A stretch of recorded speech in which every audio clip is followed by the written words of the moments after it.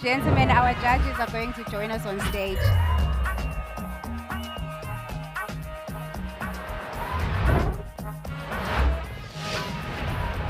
John Malam, founder, 7QZ, Play RZ. John Malam is an entrepreneur and founder of 7QZ.io and PlayRZ.io, focused on sports gaming and digital engagement. He builds scalable products, strategic partnerships, and growth strategies. Previously, he held executive roles at JP Morgan, developing enterprise and institutional finance and risk assessment.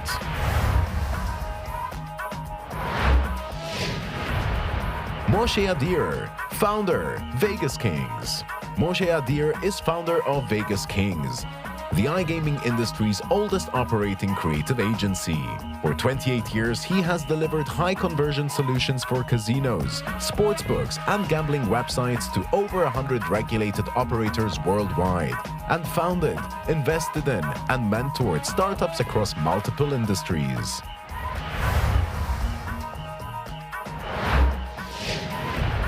Philip Ellis, founding software engineer, CHRT. Philip Ellis is a founding software engineer at CHRT, building high-performance B2B products at scale.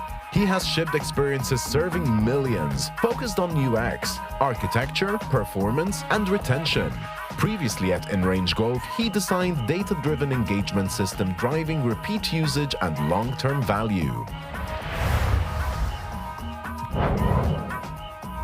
Proudly supported by our esteemed partners, R77, Chips, CSB Group, AWS, ZBX, and IGA, whose generous contributions are enhancing our exceptional, highly coveted pitch prize. This is one of the very important sessions of the day, and it's one of my favorites because we were all starters at some point in our careers. Ladies and gentlemen, for the first pitch, remember they have 3 minutes and they've got 5 minutes for a Q&A with the judges. Let's please welcome on stage with a huge round of applause, ladies and gentlemen, Bet Pale.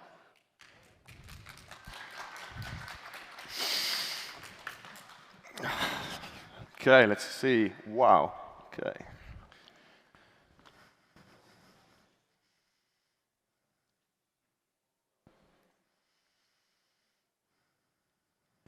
Oh, let's just go back. So good afternoon, everyone. My name's Teddy Rigby. I'm the founder of BetPal. We are essentially one of the newest and hopefully largest platforms in South Africa, hopefully bringing every aspect of sports right to your phone. So currently at the moment, what we're seeing is the market's quite fragmented. So you find your news from one place, you get your odds from another, you use a certain app for certain things, and you try and find statistics either from friends or online. And what we're trying to do here is amalgamate all of that in a market that is just continually growing. You know, we've got 18 million people betting on a very regular basis, weekly or monthly. And what we're trying to do is empower fans to bet a little smarter through the use of AI, through the use of data, and then make it a lot more friendly to the user. So to go into the product, so our main product here, it comes in 3 folds, really. So the first fold is we take global news from a number of different providers and place it on one platform. So you can get ESPN news, you can get SABC, stuff from Reuters, stuff from Sky. And you can then set all of your preferences to the teams and the leagues that you follow so that you are in the know about the sports that you follow. Our second part of it is where the AI really takes its form. So we have AI insights, which effectively are like a Facebook feed of aggregated information. Our AI puts together a lot of information about sports, about goals, about accuracy, and it's like a feed that you can filter through, again, setting your preferences on it just to keep in the know. And then one of our biggest biggest prides really is we have developed something called Ask BetPal. And Ask BetPal is effectively a ChatGPT fully customized for a sports user. So we take in a huge amount of data, and then you can ask it and have a conversation with it, and it will give you pretty much any answer, whether it's who's playing Brentford next and what's the likelihood of them winning, who's likely to score, etc. Just rolling through this, as I've got 46 seconds left. This is just a small smattering of our commercial partners. Most interestingly is probably the data infrastructure. So we use OpenAI as a foundation, then we build a huge amount of data and almost like a sports brain on top of that. We are quite a two-tiered way of creating revenue. We do have an affiliates model. We're currently in the process of building out an odds comparison engine, and then we have a stats subscription or an AI subscription. Most of our stuff is free. However, on the AI side of things, if you want to be interacting with Ask BetPal as much as possible, it does cost you a small fee. And that, I think, is my time. We're currently at 4 here, so we've been going for, and I'll stop there. Thanks.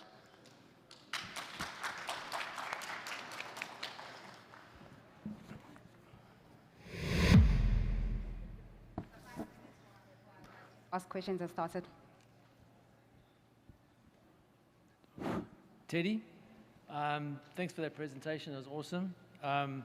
Just in terms of your moat, like what prevents others from doing the same? Like what's your kind of edge over a competitor looking to do the same? For example, call an odds checker, adding in that AI layer. What would be your moat to prevent that? So it's a very good question. I think being first to market with the Ask BetPal formation, it gives a really live way of interacting with someone.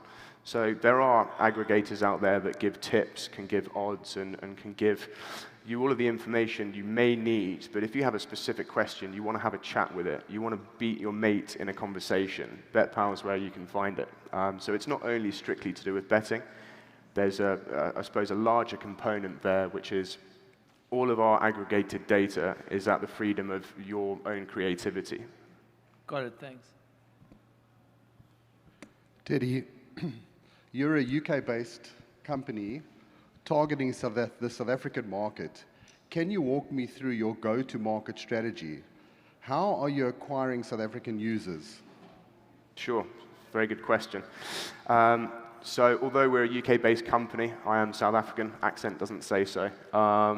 So first and foremost, most of our guys on the marketing side of things are on the ground here. So we do have a very good understanding of the demographic. When it comes to go-to-market, we are predominantly digital. We're working with an agency currently as we build out our internal team. It's going to be a lot of social media type stuff and also live events. So whether it's going to be, Autumn International type stuff or anything like that. We'll try and be in as many places as possible, being on the ground as well as possible. Just to add to that is, what is your customer acquisition cost assumption? So the assumption is for a paid user, around 100 Rand. We're basing that off a 24-hour campaign, ad marketing campaign we run. In that 24 hours, we had 4,500 people go to the website. We had just under 500 people sign up. We're hoping to convert, let's say, 4 to 6% of those to begin with. And if we look at the spend compared to what the result was, it's around $100. Good answer. Maybe just a question with regards to pricing. How much do you see, the price of that AI PAL that you have? Because if people already have subscriptions for ChatGPT for $20, how can you convince them that your product, is it just on price, or will there be enough extra for me to pay another $10 a month for such a service? So I didn't have time to go through the pricing. We do have a number of different strategies for that. However, they're nowhere near $10. So our most expensive premium version, where everything's unlimited, is 120 Rand, 119 Rand. And that gets you access to everything. And that also gives us fairly significant margin on that product alone. It's about 75% margin. If we're looking at the more basic level, we're also looking at have just weekend subscriptions. So people who may love sport, but they're only involved in, let's say, following 3 teams. They don't want to have a big subscription. And what we're trying to do is we're really trying to, I suppose, differentiate ourselves from a pricing point against more ChatGPT free rather than a fully fledged 5.2 plus, etc. Although in the background, we do use that level of ingenuity from OpenAI. Yeah, and I want to say, I assume as the models do get cheaper, it gets cheaper for you to offer this type of aggregation service and summarizing. Do you mostly use OpenAI in the background, or what models do you currently use? So we mostly use OpenAI. However, that's only a starting point. We are in beta at the moment, so we are developing different ways of strengthening that thought process, let's say. It's a great model for us to base stuff off. However, there are things like Perplexity that might actually assist in certain areas a little better. But so far, we're looking at that. Can I ask you just one more question? So, which South African bookmakers have actually agreed to share real-time odds data with you? In terms of from the pitch, what you have there. Because obviously it's quite hard to integrate with a bookmaker. I mean, they've got to provide you all their real-time data. So I will answer. So effectively, we have 4 that have agreed to share their live data. The majority of the ones that we've spoken to will be on a pre-match basis to begin with. And thank you very much.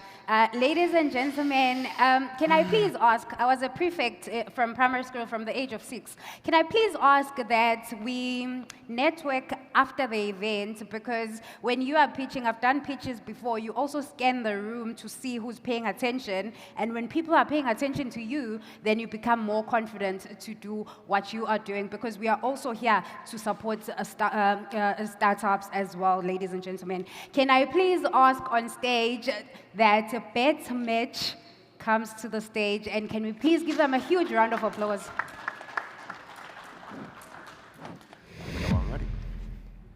All right, everyone, my name is Jason Fitch, a career banker, a sports betting and gaming enthusiast, and most recently, the founder and CEO of BetterFlip, where we are on a mission to be the world's largest money aggregator in the gaming space. Guys, there is no question that betting has become incredibly popular. You have no shortage of operators, no shortage of companies that are bringing new online casino games to the forefront. However, there are very few solutions that are designed specifically for the players. That's where BetterFlip comes in. BetterFlip understands that in America, which I'm an American, right? 28% of all adults have a daily habit of gambling online.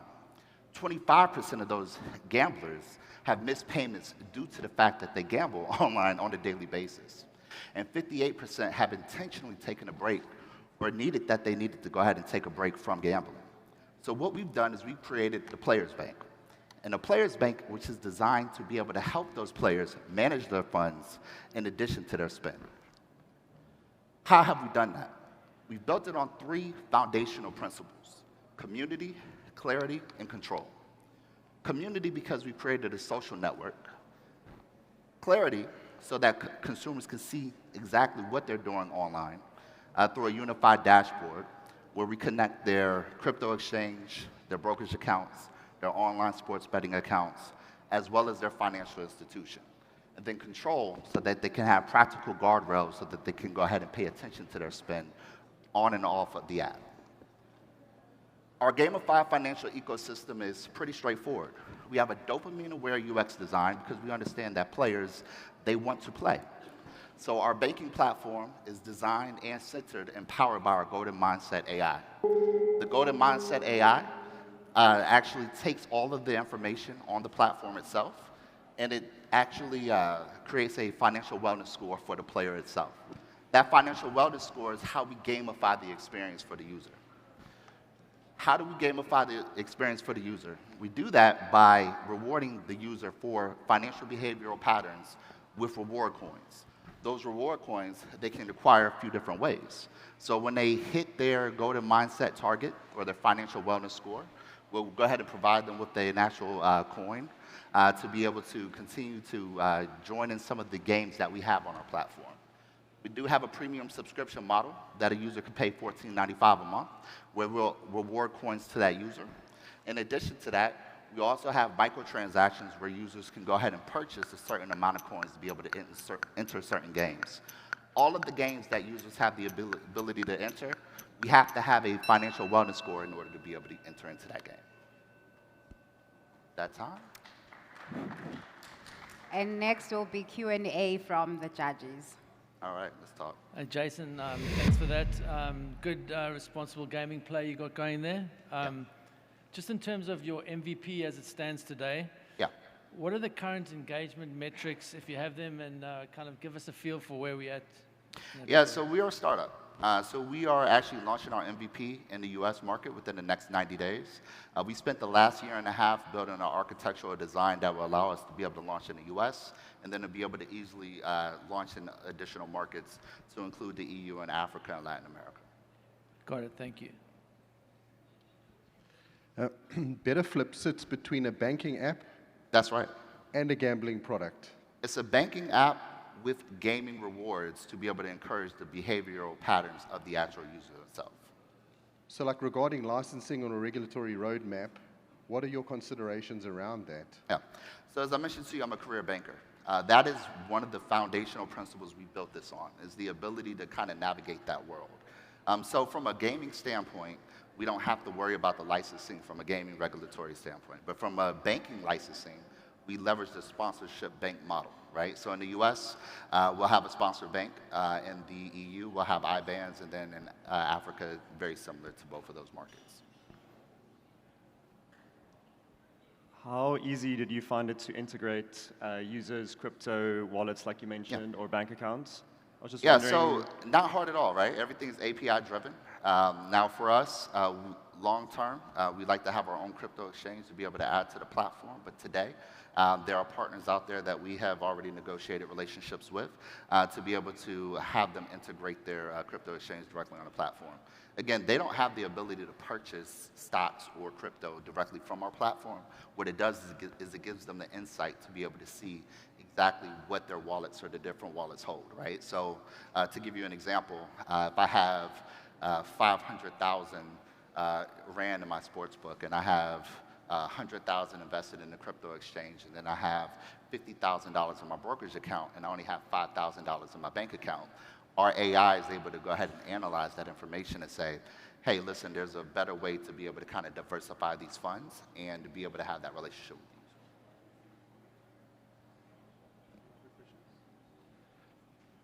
with you.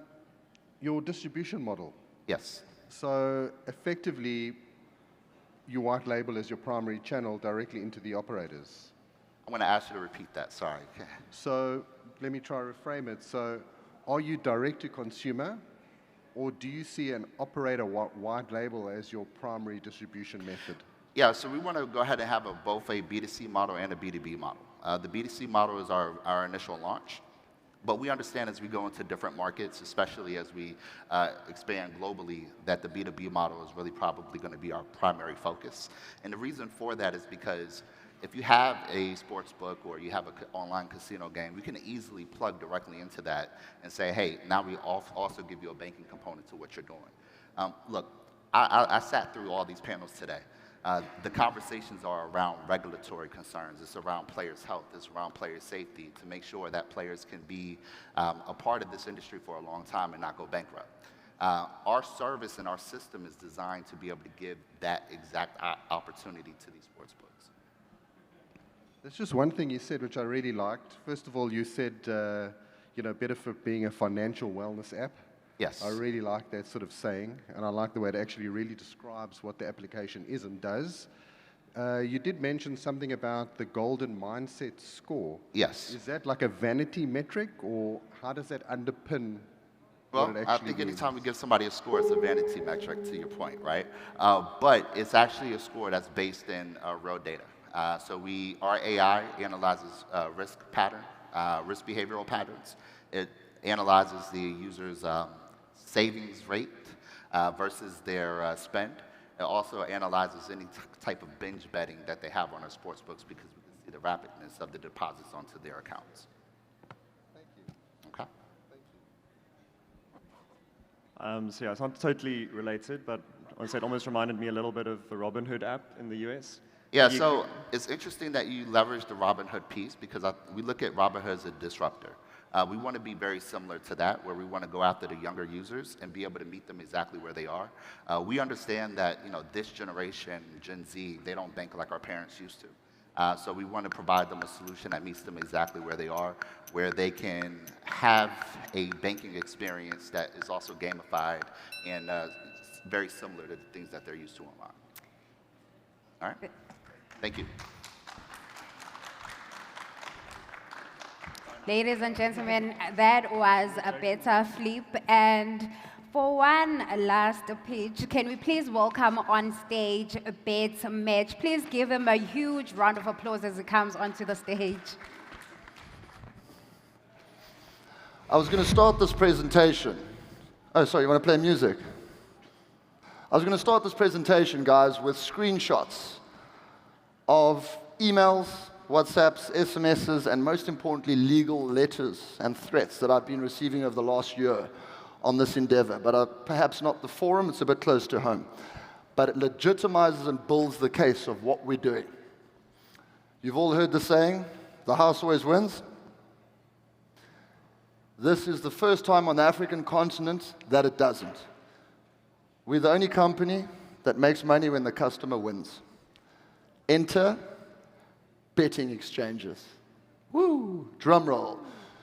We are launching, hopefully, the first betting exchange in South Africa, and we have a lot behind us. Strong moat, great tech, deep liquidity, and we are well licensed. We've all spoken extensively around the grey market. It's not 35, 38%. It's much more of South Africa's illicit outbound flows because there's no innovation, guys. It's the same old shit, same old shit every single day. So we are targeting that traffic as well along some.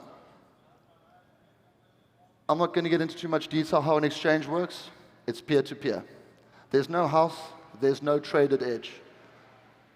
All we have is pure organic market forces of yes or no, or in the exchange context, back or lay. Betfair, Floods Entertainment, the world's most valuable gambling company. Their numbers speak for themselves. Billions and billions in profit within a very short, massive J-curve. We are entering that market in South Africa as the first operator, and we all know the size of this market. We spoke about moats earlier. It's a lovely buzzword on LinkedIn. We are licensed with the Northwest Gambling Board, a visionary, innovative board, trailing behind and challenging the likes of which is our trailblazer, the MER, and issuing an exchange license for us to go after this traffic. Our technology is white label of Matchbook initially. Our CTO, Mike over here, leading an expert team, building our own platform over the years. And liquidity, guys, it's a specialist conversation. I'm not going to get into it now, but we have it, and we have lots of it. No bet size limit whatsoever. Think about that for a second. We have an active player base already. We've got a lot of traffic. Our numbers speak for themselves. We'll be starting quite rapidly with a senior C-suite and a good team, lots of experience behind us. And we'll be introducing prediction markets off the back of it as another first mover to grab the elections this year. Thank you very much.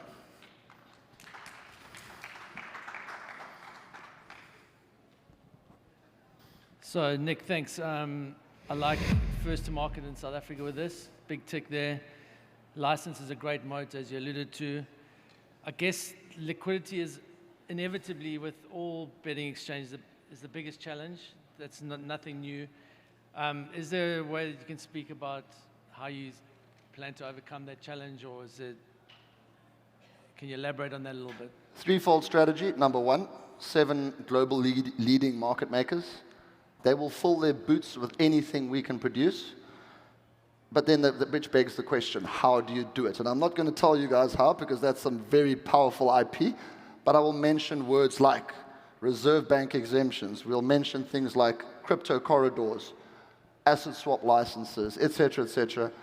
We have a deep understanding of it, and you can look at the press today. Very proud to say that we spent years partnering Crypto.com with Nedbank. It's in the press, and it's part of our traditional or non-traditional corridor for settling and introducing liquidity into the market. First point. Second point, we'll talk about matched odds betting next year because you're all going to be jumping down this. It's incredible. Google it. I'm not going to tell you what it works now, but that's unlimited lay-side liquidity. We've got that covered. Good answer, thanks. Nick, great presentation. Love the energy. Right at the end there, you kind of just slipped in prediction markets. So you say that's in your product suite. What is your legal basis for offering this in South Africa?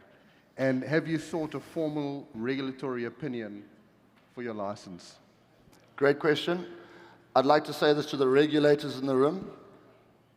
I'm being a nice guy by pushing the envelope to bring this into the gaming licensing sphere, because currently I'm not doing it in gaming. I'm doing it under the FISCA, or the derivative financial instrument ecosystem.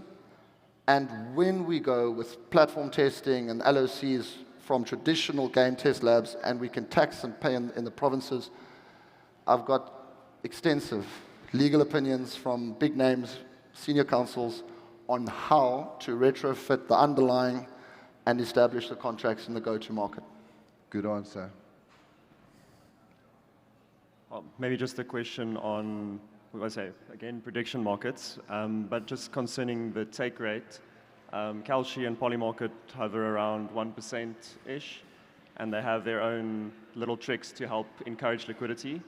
Do you foresee your 5% fee reducing in the future as volume grows, or maybe you just maybe explain that number, because I know it's a lot less than normal sportbooks take on the bets. That's a great question, and that's the one I was hoping for, because I didn't make it in this presentation, but I'm going to do it now. I always spill the beans.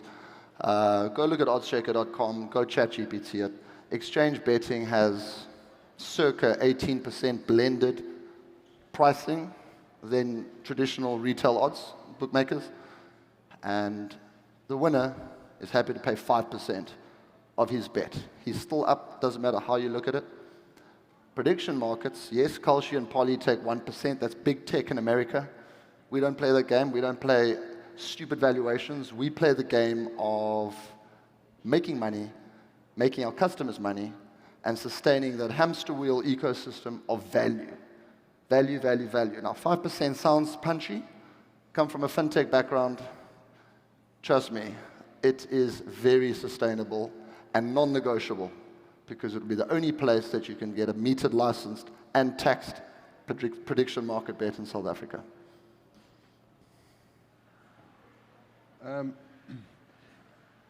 Your matchbook technology relationship, it's very interesting.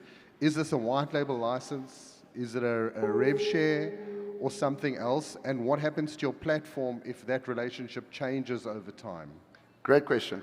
So firstly, I'll always build my own platform. Shameless plug, look at betbus.coza. Download the app, it's amazing. Point I'm saying is we're going to build our own tech while we're trading by Mike and his very, very good team. But for now, we've got a good SLA in place. It's a hybrid. We all know the platform deals. Matchbook are a top 3 exchange in the world. Fantastic team, and they just get it. Culturally, we're aligned. Financially, we're aligned. Legally, we're aligned.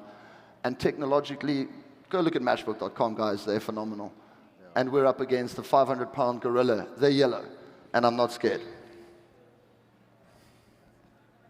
I think you've got the strength and power to smash this. Good luck.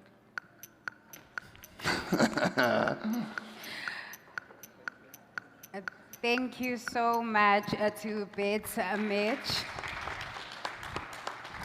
Ladies and gentlemen, and that is where our pitches end. The judges will now calculate the final scores. I think let's give them a huge round of applause again. And ladies and gentlemen, right now we are going to announce the winner. We are going to announce the winner. Let's please give everyone a round of applause yet again before I announce them. The winner of today's SiGMA Startup Pitch Africa is Mitch.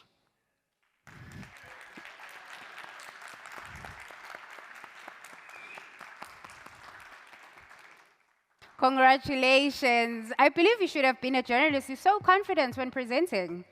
I'm going to ask my boss to hire you as a journalist as well. Congratulations. Can I please just borrow a microphone?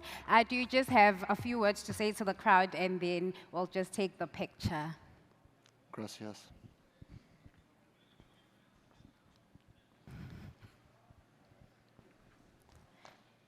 Just a word of thank you, and yeah. All right. Thank you.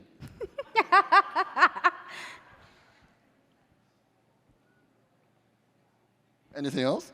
I was waiting for you to say something because you had a lot to say during the speech. Yeah, I find it quite irritating when people think that they need to say a lot. I'm grateful. Thank you very much.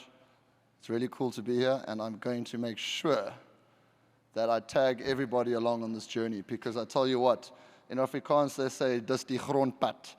It's very wild, it's very rough, it's personal safety, personal harm, financial ruin. It's all in it. It's a great movie, but thank you. Congratulations once again. Ladies and gentlemen, he is going to take a picture for us. And that concludes day 2 of SiGMA Africa. Over the past 2 days, we have addressed regulation, integrity, technology, marketing, leadership, and innovation. All essential pillars of a resilient African gaming ecosystem. Thank you to our regulators, speakers, sponsors, founders, and delegates for contributing to a serious and forward-looking dialogue. Enjoy the rest of SiGMA Africa and come to our closing party at Destino here at Grand West. Thank you so much, ladies and gentlemen.